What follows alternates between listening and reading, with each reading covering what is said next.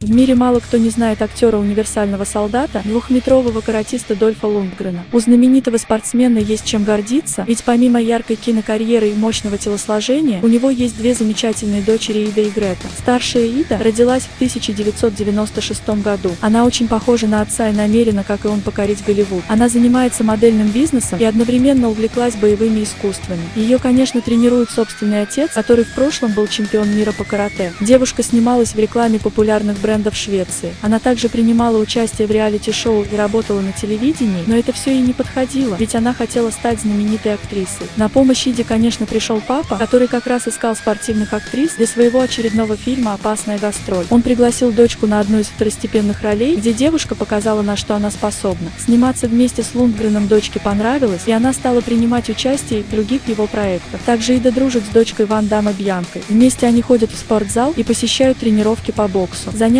Иды достаточно интенсивные, так как карьера модели требует заботы о внешнем виде. Бьянка является ее личной спарринг-партнершей и постоянно помогает ей на тренировках. Бьянка Бриджит Ван Варенберг, или как она себя сокращенно называет Бьянка Бри, родилась в семье Жан-Клода Ван Дамма и Глэдис Портубис. Благодаря родителям Бьянка с детства занималась спортом. В ее расписании было место для балета и бокса, а также фигурного катания и кикбоксинга. Со спортивной карьерой не сложилось по трагической случайности. Травма спины помешала ей выступить с олимпийской сборной Канады на соревнованиях по конькобежному спорту, но она до последнего тренировалась в составе команды. Она мечтала поехать на Олимпиаду, но в итоге выбрала путь отца и поступила на курс актерского мастерства. Спортивная подготовка позволила ей заниматься карате и наносить высокие удары ногами, как у Ван Дамма. Да и отец был не против взять дочь под крыло и помочь ей определиться в жизни. Свою первую роль она получила в 2008 году в фильме «Специальное задание». Бьянка играла роль Кэсси Робида, которая была дочерью героя самого Ван Дамма. В 2010 году она появилась в кинофильме «Орлиный путь». Этот фильм был создан и написан, а также срежиссирован и выпущен в прокат ее отцом.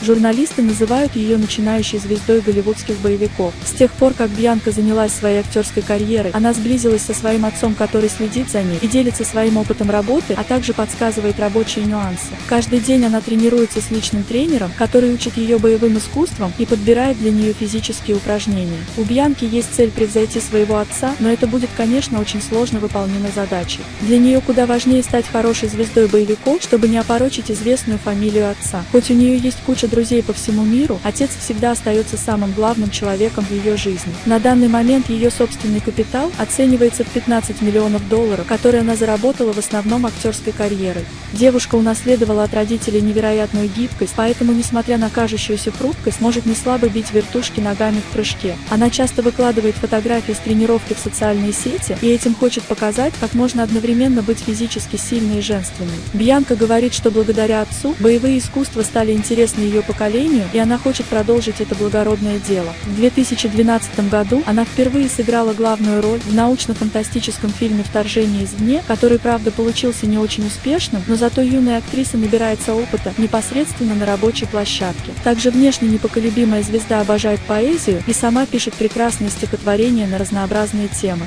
Помимо работы над фильмами, Бьянка является моделью и рекламирует спортивную одежду и многое другое. Когда закончились съемки фильма «Вторжение извне», Бьянку отправили прямиком в Румынию на роль похитительницы девушек Амалии в 6 пут. В этом фильме она сыграла отрицательную роль второго плана. К сожалению, ее убивает другой бандит уже в середине фильма. Благодаря хорошей физической форме она выполняет все свои трюки самостоятельно. Также и растет ее мастерство в драках с другими каскадерами, которые часто исполняют роли противников главных героев. У Бьянки есть все шансы, чтобы добиться успехов в кинокарьере, а также стать новым идолом в фильмах о боевых искусствах. Желаем ей удачи в ее нелегком деле. Не забудь подписаться и поставить лайк, чтобы не пропустить следующие видео.